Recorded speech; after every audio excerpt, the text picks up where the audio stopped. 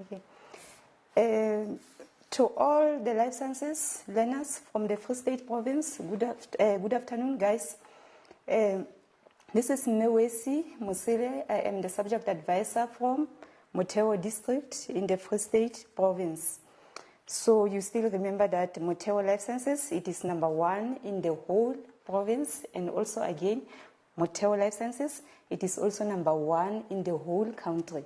So guys, today I'm going to do the exam tips with you for Life Sciences Paper 1, which will be written on this next coming Friday. So let us move straight into our presentation. So I will start first with the mark allocation per topic. So you still remember that out of that 150, and then we have 8 marks, which is allocated for reproduction in vertebrates, and then 41 marks will go to human reproduction, and then 54 out of 150 will be for responding for the environment, which is human nervous system, and then we have only 13 marks, which is allocated for responding to the environment, which is plant hormones. And then both endocrine system and homeostasis in humans, and then they both share 34 marks out of the total, which is 150. And then, please, guys, let us move now to the skills. And then under the skills, this is what we have. Remember that you have to be able to draw the line graph, bar graph, histogram, and pie chart. And please remember that when you draw your graphs, remember the caption. You must always start with the caption or the heading, and then please make sure that your caption or heading, it has 2 variables, which are dependent and independent variables. And then again, show the units, both on the X and the Y axis. And then the pie graph, please make sure that you don't make a mistake. Let us say that you get a question and then you are asked to draw a pie chart, and then you will start with the caption or the heading, and then after that just show your calculations and then you move to the drawing. Please make sure that you don't write your calculations on a separate page. And then another thing still on the skills under the graphs, the period asked for in the question must be added. For example, let us say that they ask you to draw a pie graph or a bar graph or line graph, which shows the gestation period and the disorders caused from maybe the period, it will be 28 weeks to 31. So just make sure that from your caption, you also show those weeks. Then we move to the drawings. When you draw, please remember that when you draw the tables together with the diagrams, you use a pencil when you draw, and then when you label, write in the heading or caption, and together with the data and the labels, just make sure that you use a pen. Now we are moving to another concept, which is the scientific investigative question. Please use the aim of the investigation as given in the question to determine the dependent and independent variables, which may not always be the same as the labels on a graph or table. And then let us say maybe you have been asked to identify the dependent and independent variable on that particular investigation that you will get. So just remember that most of the time, we get the dependent and independent variables where on the aim of the investigation or the scientific investigation statement. I'm going to give you examples here. I have 3 examples, and then the first one is as follows. An investigation was conducted to determine the effect of zinc supplementation on the levels of testosterone in the blood of weightlifting males. And then the factor that we are investigating in this investigation, it is the zinc supplements, effects of zinc supplementation on the levels of testosterone. And then let us say that they ask you to identify the dependent and independent variables from this investigation. We have 2 things which have been mentioned on this statement. It is the zinc supplement and the levels of testosterone in the blood of weightlifting males. And then there is no way that you will say that the zinc supplements, they depend on the testosterone. in the blood of the weightlifting males. But remember that there must be a relationship between these two variables, which are dependent and independent variables. Testosterone in the blood of weightlifting males, and then it will depend on what? On the zinc supplement. Maybe let us say that if levels of testosterone in the blood, they are high, and then maybe it will mean that the person is using the zinc supplement. And then the same way, if it is low, maybe the person is not using the zinc supplement. And then another example that I'm having here, it is as follows. A learner investigated the effects of the two plant growth substances, which are gibberellins and auxin, on apical dominance. Can we say that the plant growth substances, which are gibberellins and auxin, they depend on apical dominance? And there is no way that you will say that. Like as I have said that before you identify these variables, which are dependent and independent variables, just make sure that there is a relationship between the two. And then we know that you can only say that apical dominance, it depends on what? On the plant growth substances, and then in this case, which are gibberellins and auxin. And then the last example that we have here, it is as follows. An investigation was conducted to determine the effect of gravity on the direction of the growth of the root. And then the growth of the root will depend on what? Will depend on the effect of gravity. Not gravity will depend on the growth of the root. And that is all with dependent and independent variables. So please just make sure that you only look for these two variables where on the aim or the scientific investigation statement. And then make sure again that there is a relationship between the two variables. Then we move to reliability, repeating the investigation and increase the sample size. And then please remember that the sample, you have to mention the sample as given in the question. Then I will give you an example. I have two examples here. And then the first one is as follows. How can we improve reliability of the results of this investigation? And then you know that most of the time we always answer this question by saying that we repeat the investigation or increase the sample size. But remember that you also have to mention that sample.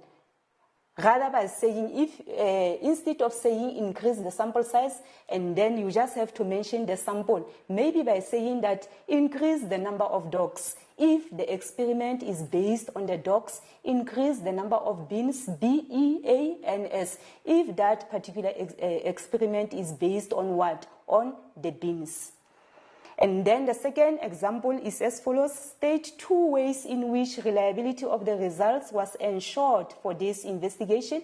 And then how are you expected to respond to this question?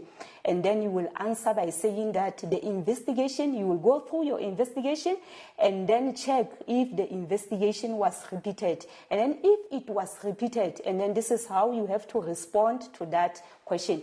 The investigation was repeated several times. Maybe it was repeated 5 times or 10 times. And then you will mention that, or the investigation was done or conducted over a period of 12 months or 2 weeks or 6 months. And then another thing which is very important with reliability, you still remember that one of increasing the sample size. Now you will say a large sample, and then please remember to mention the data.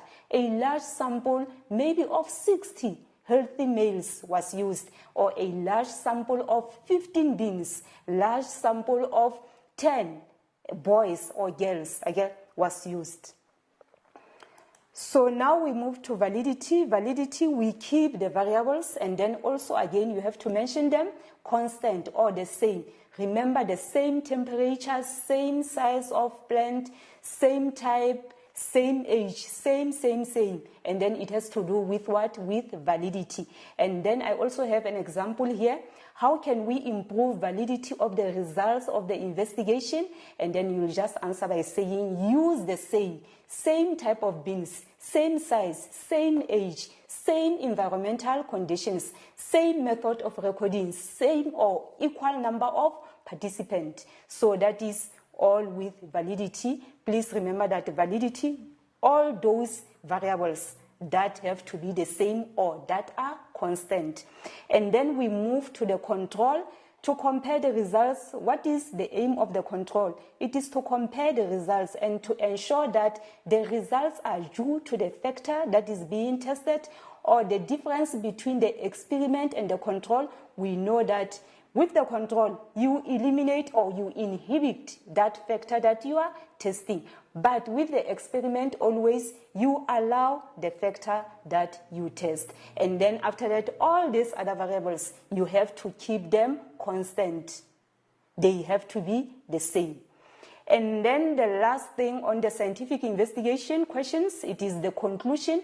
So just make sure that your conclusion is based on the aim and the results. This is where you will be comparing the results and then together with what? With the aim. So now we move to interpreting of the graphs, extracts, case study, diagrams, and paragraphs. So just make sure that as soon as you get a paragraph or maybe a case study or an extract, just make sure that you read the heading and the content carefully and underline the key aspects to understand the theme of the question. Let us say maybe they give you a paragraph or a case study or an extract. As soon as you see that extract, so please just make sure that you underline the key aspects. And then again, what is important, you have to be able to interpret that, okay, maybe this extract, it is based on which content? Maybe it is from the human reproduction, or it is from homeostasis or endocrine system or nervous system. And then after that, you will be able to answer your questions. And then calculations, remember that there are always calculations on our papers, and then you must be able to do simple calculations. Pay attention to how to calculate the percentage increase and decrease. And then we move to the next item on our presentation. Answer what was asked. If a question asks, what will be the effect on A if B is removed, damaged, or injury? So please remember that you must explain the effect of the absence, damage, or injury according to its function. Do not explain the function of A and B. And then I also have an example here. And then it is example 1 of 2, and then it is as follows. Explain the consequences or effect if part A, according to this diagram that I'm having here. Part A, this diagram, it is based on the structure of the human ear. And then part A, according to our diagram, it refers to the auditory nerve. Do you still remember the function of the auditory nerve? Remember that it is to transmit the nerve impulse to where? To the part of the brain which is called the cerebrum for hearing. And then again, it transmits the nerve impulse to which part of the brain? To the cerebellum for balance. Now you have to explain, or now what will be the consequences, what will be the effect if this auditory nerve is damaged. And then in this case, please remember that you have to use the very same functions to answer these questions. Like as I have said that the auditory nerve, it transmits this impulse to the cerebrum for hearing. But now if it is damaged or injured, what will happen? So it means that the auditory nerve will not be able to transmit the impulse to the cerebrum. And then after that, you explain what will be the effect if the impulse is not transmitted to the cerebrum. Therefore, there will be no hearing, or no hearing will occur.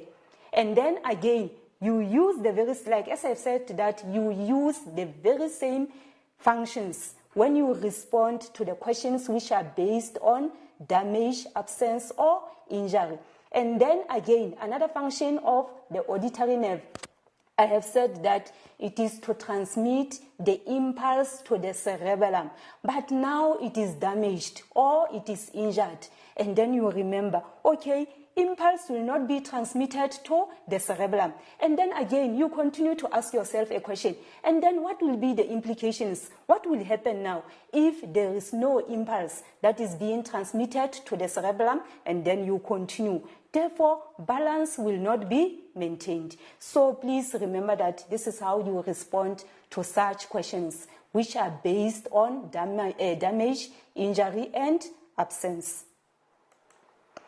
And then we move to example number 2, and then this one, it has to do with explain. Explain, please, learners, remember that it is a cause and effect question. And then I also have an example here. It is based on thermoregulation. It is as follows. The diagram below, it shows the structure involved in thermoregulation in the skin. And then we have a condition here. It is called anhydrosis. Anhydrosis is a condition or a disease which results in the sweat glands producing no sweat production with this condition. And then it can affect the whole body or the small part of the body. Anhydrosis may be caused, it is caused by the severe burns, radiation, infection, inflammation, or other injuries to the questions. Now we move to our question. Our question is as follows. Explain why anhydrosis affecting the whole body. Remember, we have said that I have mentioned that this condition or this disease, it results in what? In the sweat gland not producing sweat. Now you have to explain why this condition may lead to death when the person is exposed to very hot conditions for a few hours. And then like as I have said, that explain. Please remember that explain, it is a cause and effect. You first have to check on the marks. If that question, it is out of 3 marks or 4 marks, if it is out of 4 marks, and then it simply means that you will have to mention 4 points. So this is how you will start answering this question, because the sweat glands are not producing the sweat. And then what is going to happen?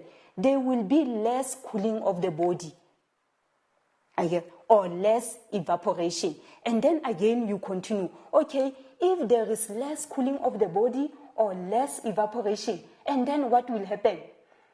There will be an increase in the body temperature or overheating. And then you continue again. If there is an increase in the body temperature or overheating, and then what will be the consequences? What will be the results of that? Then the enzymes will be denatured. And then you continue again. So now the enzymes are denatured. What will be the results? What will happen? All metabolic processes will stop. And if all metabolic processes stop, what will be the end result? And then the person will die. So please remember that this is how you have to explain or to answer the questions which are based on explain. Like as I have said, that it is a cause and effect. And then you get, if you get a question, you have to explain first that this and this will happen. And then after that, you ask yourself, what will be the effect of this thing that will happen? So that is how you have to answer.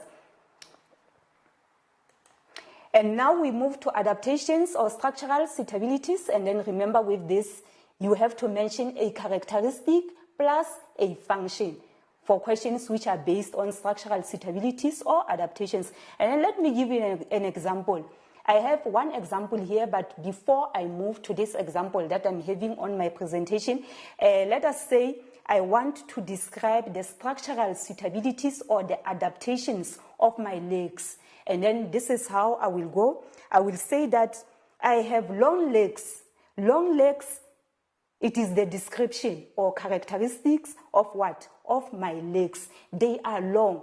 And then what is the advantage of these legs for being long? Now I explain. They enable me to walk or to run very fast. And then that is how you answer these questions, which are based on structural suitabilities or adaptations. You mention a characteristic and a function. Long legs, and then the implications or the advantages of these long legs or of these legs for being long, and then they enable me to walk or to run very fast. And then let us go back to our presentation. I have an example here which is based on our syllabus, and then it is as follows. Explain the two ways in which the lens of the eye is structurally suited to perform its function. So this simply means the structural suitabilities or the adaptations of the lens of the eye. Remember, you have to describe the lens, okay? And then after that, you give the function. So this is how you will go about this one. The lens is elastic. It is elastic. It can stretch. And then, therefore, it can change its shape.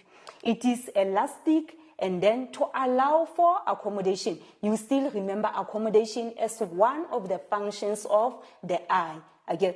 And then, again, it is also transparent. We know that the lens is transparent, and then to allow the light rays to pass through. And then, again, it is bioconvex to refract the light rays. So that is all with the adaptations or the structural suitabilities. So please just remember that when you respond to such questions, structural suitabilities, they can even ask you the structural suitabilities of the what? Of the sperm cell, the structural suitabilities of the pinna of the ear. Again, So you just have to mention the characteristic and the function. Now we are moving to our topics. Reproduction in vertebrates, like as I have said that it will be out of 8 marks. So please remember the types of fertilization under reproduction in vertebrates. You remember we have external fertilization and internal fertilization. And then for external fertilization, there are things which are very important that you have to remember. Most of the time, all the organisms, they go through external fertilization. Remember that most of the time they produce large number of eggs. Why? It is because they are prone to predators. And then again, these eggs, they can also be washed away. And then internal fertilization, few gametes are formed, embryo is protected in the uterus, and then with ovovivipary, you know that the eggs are retained inside the female's body, and then for protection. And then again, still under reproduction in vertebrates, and then we have the types of development strategies. So please remember them. It is precocial and altricial development. Let us say they give you an extract, they give you a diagram. So please remember that you have to be able to interpret if that particular diagram, that particular extract, if it is based on precocial or altricial development, and also you must be able to support your answer. Types of reproduction or reproductive strategies, and now we are talking about ovipary, ovovivipary, and vivipary. So please just make sure that you revise them. And then the structure of the amniotic egg. Remember the structure, all the parts, the labels, which are stipulated on your examination guideline, and then you remember we are talking about the extra embryonic membranes here under the amniotic egg. So please know those extra embryonic membranes together with their functions.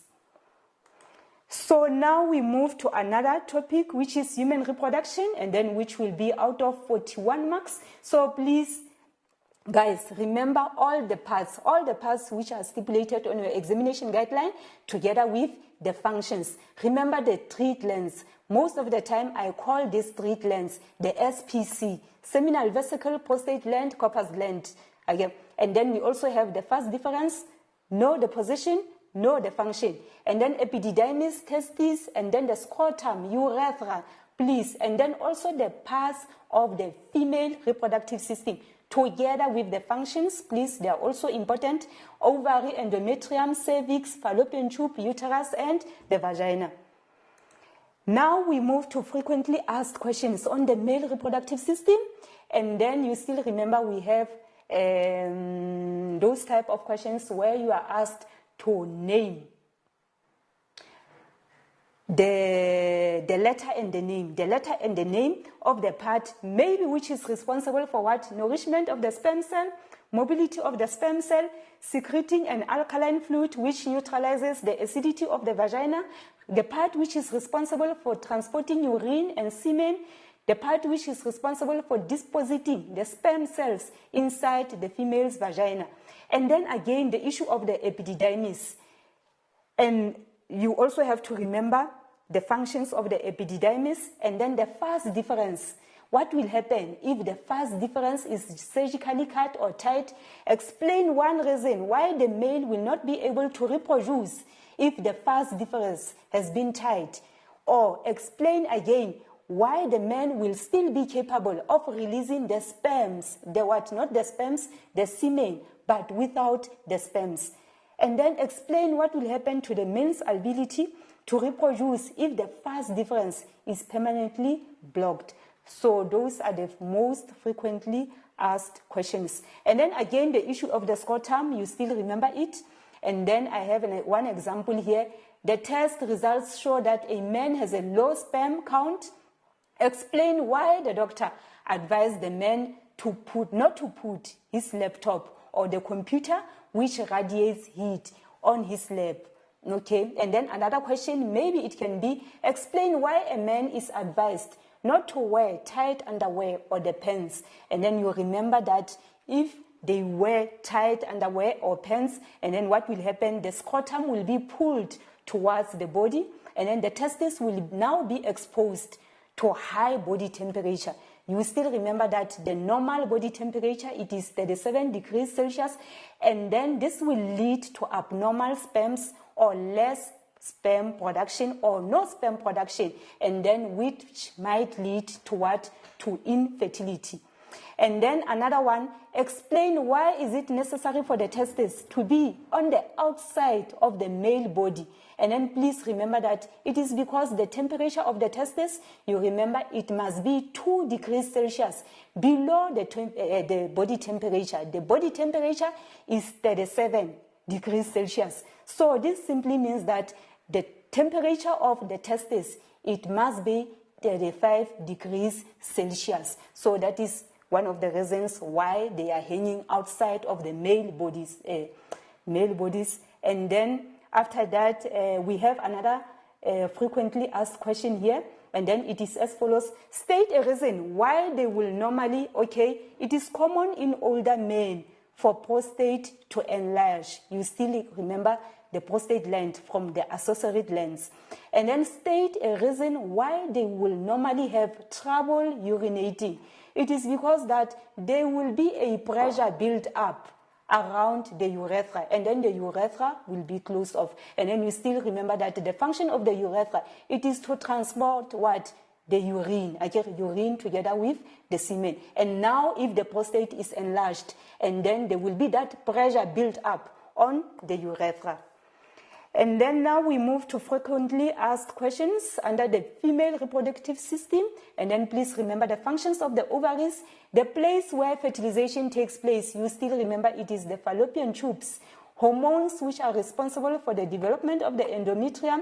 And then let us say again, if a tumor grows on the fallopian tube or tubes, results in a complete blockage. And then explain now, how is it going to affect pregnancy? How is it going to affect menstrual cycle? Explain if menstrual cycle will continue to be normal. So those are the frequently asked questions under the female reproductive system. Now we are moving to spermatogenesis and oogenesis. So guys, please remember that you are expected to describe or to write these two processes exactly the same way in which they have been described on your examination guideline. This simply means that you are not allowed to describe or to write these two processes by using your own words. Spermatogenesis straight from the examination guideline, please, and oogenesis. And we move to the structure of the gametes, the sperm and ovum. I know that you don't have a problem with the structure of the sperm, or maybe it is because you are the sperm that won. I don't know. But most of you, I know that you know the structure. together with the labels and the functions. And then also, you are also expected, even on your examination guideline, it has been stated that you must also know the structure of the ovum. And then frequently asked questions under the sperm cell. Remember the acrosome and its function. And then the neck, you remember that the neck, it consists of what? Of mitochondria. Mitochondria which contains what? The mitochondria, you still remember that it is responsible for providing the sperm cell with energy so that the sperm will be able to move very fast. And then again, another thing which is very important, the chromosome number in the nucleus of the sperm. And then you know that it is supposed to be haploid, which is 23. And the adaptations. You remember that I have talked about the adaptations of the sperm cell. And then the chromosome number again of the nucleus of the ovum. Very important. Now we move to the ovarian and the menstrual cycle. So please, guys, remember the functions of all the hormones which are involved in the menstrual cycle. We are talking about the FSH, LH, estrogen, and progesterone. The target organs of FSH, LH, estrogen, progesterone. And another thing which is very important, the negative feedback mechanism between progesterone and FSH. So please remember, go through the functions, go through the menstrual cycle. And then because if you don't understand the menstrual cycle, you know that you won't be able to answer any application question which will be based on the menstrual cycle. You still remember that on day 1 of menstrual cycle, the hormone FSH will be secreted again by the pituitary gland. And then after that, you ask yourself, what will be the function of this hormone? It will stimulate the development of the primary follicles into Graafian follicle. Now you are at the Graafian follicle. What will be the function of the Graafian follicle? It secretes the hormone estrogen. And then estrogen, you remember that it stimulates the pituitary gland to secrete LH. And then LH, which causes ovulation. And this LH, again, you remember it is responsible for turning the ruptured Graafian follicle into corpus luteum. The corpus luteum, which will secrete what? Progesterone, and then progesterone, which will thicken the lining of the endometrium further. And then if fertilization doesn't take place, you know that the corpus luteum, it will degenerate. And what will happen to the level of progesterone? It will now drop. The level of FSH, it will now rise. And then again, if fertilization takes place, corpus luteum, you still remember that it will remain up until the end of pregnancy. And then it will keep on secreting progesterone with the help of what? Of the placenta. That is very important. And then development of the zygote to a blastocyst or blastula. So please remember the order in the development of the structures. And then we are talking about the gametes, the ovum and the sperm cell. Fertilization will take place. Then we will have a diploid zygote and morula, blastula, and fetus. And then how are you expected to write or to describe this process in the examination? And then this is how you have to go about. After fertilization, zygote undergoes mitosis, not meiosis, or it divides by the process of mitosis. And some of you, I know that most of the time you will say that the zygote divides by what? Mitotically. Okay. And then to form a ball of cells called morula, and then morula divides by mitosis again to form a hollow ball of cells called blastula. Why a hollow ball? It is because of that empty space that you see there on the blastula. And then the blastula, it will form the outer layer called the chorion, which will form the finger-like projections called chorionic villi and for what? For implantation. And then other things which are very important under the development of the fetus during gestation period. Please remember the functions of the chorion, chorionic villi, amnion, amniotic cavity, amniotic fluid, umbilical cord, including umbilical artery, umbilical vein, and then with their functions that interchange. And then please remember that you are not allowed to say that umbilical artery, it contains what? Or it transports carbon dioxide. Then you simply have to say that umbilical artery, it carries what? Deoxygenated blood. Umbilical vein, it carries oxygenated blood. It doesn't carry oxygen. Umbilical artery, it doesn't carry carbon dioxide. That is deoxygenated blood. And then again, please remember the functions of the placenta. And then for nutrition and the protection of the placenta, you must not confuse, please, this with the functions of the amniotic cavity and amniotic fluid. And then again, another thing which is very important, guys, it is the definition of what? Of implantation. And then responding to the environment, human nervous system, it will be 54 marks. And then, guys, we are expecting you to get at least above 40, 45 out of these 54 marks. And then remember the central nervous system, the brain and spinal cord, how the brain is protected. You still remember that it is protected by what? By the meninges and the cerebrospinal fluid. So please remember all the labels of the brain and the functions: cerebellum, cerebrum, medulla oblongata, the spinal cord, and what else? Okay, we also have the pituitary gland. And then please remember pons varoli. It is not included on your examination guideline. And then again, you must also be able to answer the damage or injury questions based on this. What will happen if medulla oblongata or cerebellum is damaged? Now we move to peripheral nervous system, location, structure, and functions of different neurons together with their diagrams. Use the term motor neuron as stipulated on your examination guideline. Multipolar neuron, you are no more allowed to use the term multipolar neuron. It was only accepted as a concession for 2021 only. So now, motor neuron, sensory neuron, motor neuron, interneuron or connector neuron. Please know the labels, the diagrams, and the functions on those diagrams.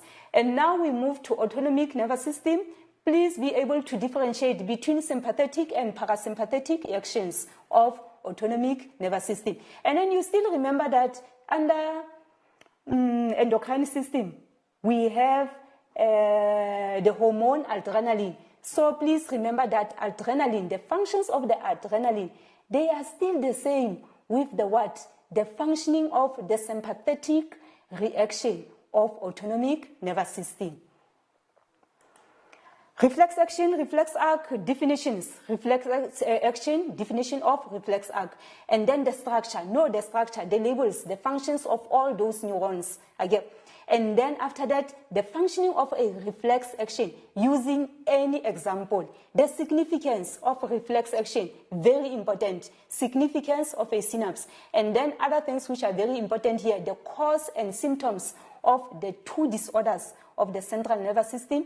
You still remember that I'm talking about Alzheimer's disease and multiple sclerosis. And then now we move to the eye. Please remember the labels of the eye and the functions of all the parts which are stipulated on the examination guideline. And then the functioning of the eye. Remember, we have accommodation and pupillary mechanism. Okay, they are always, these two processes are very important. Banavaskolo, they are very important, and then they are always there on your examination papers. And then the visual effects, myopia, which is short-sightedness, long-sightedness, hypermetropia, astigmatism, and cataracts. Okay, they are also very important. And then the ear, labels, all labels that are stipulated on the examination guideline together with their functions. And then the functioning of the ear, you remember that the ear is responsible for what? For hearing and for balance. And then on the process of hearing, please remember that the pinna traps the sound waves. It doesn't trap the sound. If you say that it traps the sound, and then you will get a 0 mark. It traps the sound waves in the outer ear. And then in the middle ear, please remember that we talk about the vibrations. You are not allowed to talk about the sound in the middle ear. Now you have to talk about the vibrations that the ossicle will vibrate. And then in the inner ear, we are now talking about the pressure waves, not the sound or vibrations in the inner ear. And then also under balance, we have the semicircular canal. You still remember that they are responsible for balance. And then the receptor, Remember the receptor which is found inside the semicircular canal, it is the cristae, and then inside the circulus and utriculus, we have a receptor called macula or maculae. And then these two receptors, you remember that they are responsible for balance. So please remember that. And then the hearing defects, causes and treatment of the middle ear infection and deafness. Now we are moving to endocrine system and homeostasis. Please remember all the glands which are on your examination guideline. We are talking about hypothalamus, pituitary gland, thyroid gland, islets of Langerhans in the pancreas, and then you remember they secrete insulin and glucagon, not glycogen. Again, glycogen, you still remember that when the blood glucose rises or is very high, and then the islets of Langerhans in the pancreas, they secrete insulin. And then this insulin, it will convert this excess glucose into glycogen, which will be stored where? In the liver. Okay? And then as soon as the blood glucose, if it drops, and then again the islets of Langerhans, they will secrete glucagon, which will now convert that glycogen that was stored back into what? Into glucose. And then the level of glucose will be back to normal. And then again we have adrenal glands, adrenaline, they produce adrenaline, and aldosterone. You remember the functioning of aldosterone. It functions where? On that negative feedback mechanism of salt. It regulates the salt content in the blood. And then the ovary, testes, and disorders. Disorders we have two: diabetes mellitus, not sugar diabetes, man. Diabetes mellitus and goiter. And then negative feedback mechanism, please make sure, do not set your own examination paper. We have 7 negative feedback mechanisms, and you are expected to know all these negative feedback mechanisms. Don't set your question paper and say that, I know that maybe this time the only negative feedback mechanism that will be there, it is the one of thyroxine, or maybe of glucose. Please, like as I have said, don't set your own question paper. Just make sure that you go through all those negative feedback mechanisms. The first one, it is that one of glucose, and then thyroxine, which involves the hormone TSH. Again, and carbon dioxide, water, which is also osmoregulation, and then you still remember that the hormone which is involved here on osmoregulation, it is ADH, and then salt, which has to do with aldosterone. And then again, the negative feedback mechanisms that I have already mentioned, it is that one of progesterone and FSH from human reproduction. Please, it is also important. And then under thermoregulation, you remember that one, these two processes. Okay, let me move to the next. Okay, slide. And then under thermoregulation, the role of the pulse of skin on hot and cold days. So please, again, remember all the events, everything that is taking place during what or which leads to vasodilation and vasoconstriction. When it is hot, what happens when it is hot? You know that the hypothalamus will be stimulated, and then it will send the impulse to the blood vessels, and then after that, the blood vessels, they will dilate or become wider. And then as soon as they dilate or become wider, and then we call that process vasodilation. And then after that, you have to be able to explain the events that will follow after that. And then vasoconstriction again. When it is cold, the blood vessels, they constrict. Please, they don't contract. If you write that they are contracting, you will get a 0 mark. They constrict, and then it leads to vasoconstriction. And then after that, what will happen? Less blood will flow to the skin, and less heat will be lost from the skin. And less blood is sent to the sweat glands. Now we are moving to the last topic. Our last topic, it is the functions of the plant hormones responding to the environment. And then you remember that it is only out of 13 marks. So please remember the functions of all these plant hormones. And then I'm talking about the auxin, gibberellins, and abscisic acid. And then this is very important, the role of auxin in phototropism and the role of geotropism in the role of auxin in geotropism.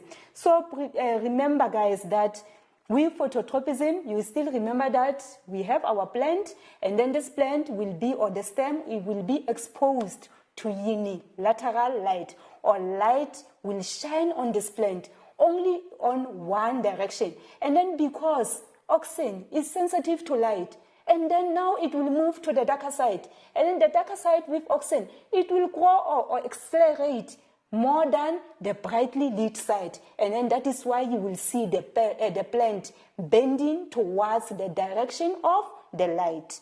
And then what will happen? Still on phototropism. Now we are having this plant or the stem. Okay? But now the plant or the stem, it has been placed on a rotating clinostat. So this simply means that this plant now, it will be exposed to light in all directions, and then it won't bend to any direction, but it will grow straight upward. And then the role of auxin in geotropism, and then just remember that with geotropism, this is what is more important here. Let us say we place our plant horizontally, and then what will happen with auxin? It will move to the lower side. It will move to the lower side, but please remember that auxin in roots, it inhibits growth. Now, the side with no auxin will be the one accelerating or growing. That side or the upper side, it will grow, accelerate faster than the lower side with auxin. And then that is why most of the time you will see the roots bending downward.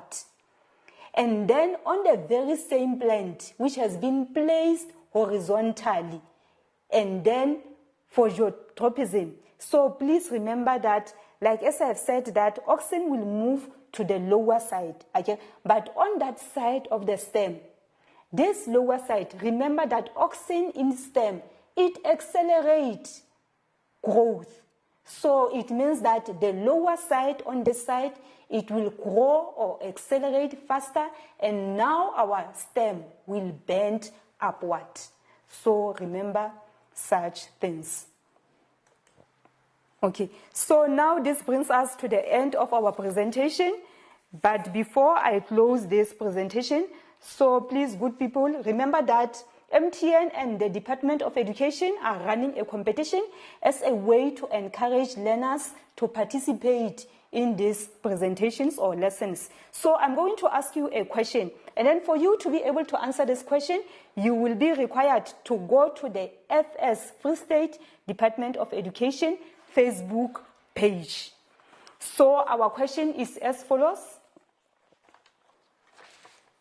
So this question will be out of 5 marks. A woman is 10 weeks pregnant. Explain why no implantation will occur in the uterus during this time. Okay, let me repeat this. I think I made a mistake. There is something that... Okay, I will repeat this question. A woman is 10 weeks pregnant, and then explain why no other after the first implantation. And then you know that there is no way that we will have the second implantation. So now you have to explain why no other implantation will occur in the uterus during this time. A woman is 10 weeks pregnant, and then explain why no other implantation will occur in the uterus during this time. And then this question, it is only out of 5 marks. It is only out of 5 marks, but I know that you can write 6 points there. So, but we will only get mark 5 marks. And then if you manage, please, guys, just make sure that you go to the FS, Department of Education, Facebook page for you to be able to answer that question. And then there are prizes that will be won. And then the prize are as follows. It is a bucket hat plus a t-shirt. Okay. So thank you so much, guys. And then I just hope that you have enjoyed this presentation. And then please, good luck with your paper 1, Life Sciences examination that you are going to write on this next coming Friday. Thanks.